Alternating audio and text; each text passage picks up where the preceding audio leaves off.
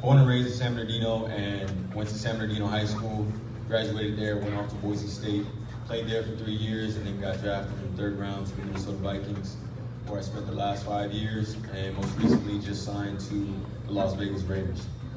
Thank you.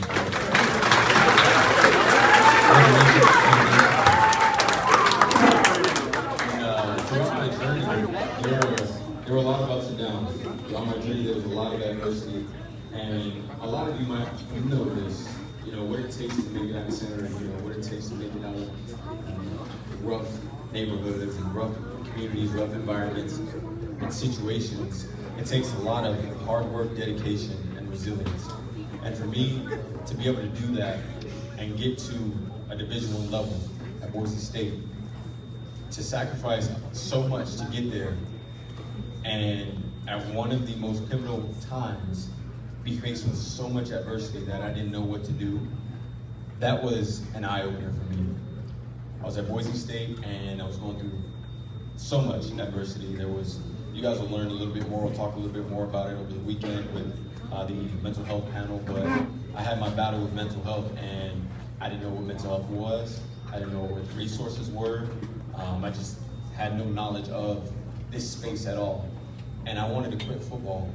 I was ready to walk away from my full-ride scholarship at Boise State University, just walk away because it just felt like I was hitting a brick wall and I was in this darkness and I couldn't get out. And I wasn't close with this kid, but I knew of him. He was an Orange County kid, and he was a first-round projected quarterback at Washington State at the time. Went to triple overtime game with them, and we lost. Tyler and that leaves no room but to share that emotion out on that field. And later that year, he took his life.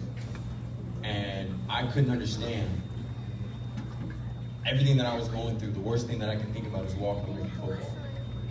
And he chose that path. So I'm here, standing here today as an advocate for mental health and suicide prevention, because I know that just because I was able to make it through and see the light on the other side, doesn't mean that everyone is capable of coming out of that darkness on their own. And that's why we want to make sure we provide resources, we provide the motivation through that phrase, I am gifted, through everything that we do. And so that's why I really want to thank everyone for being here. And if there's one thing that you take away, just let it be something.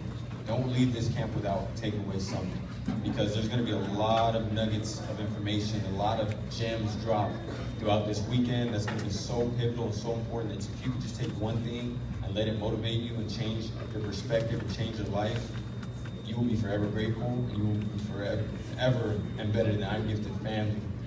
So just understand that, know that, go into this weekend, go into today with the mindset of gratitude. And once again, thank you everyone for being here, and let's get after it, man.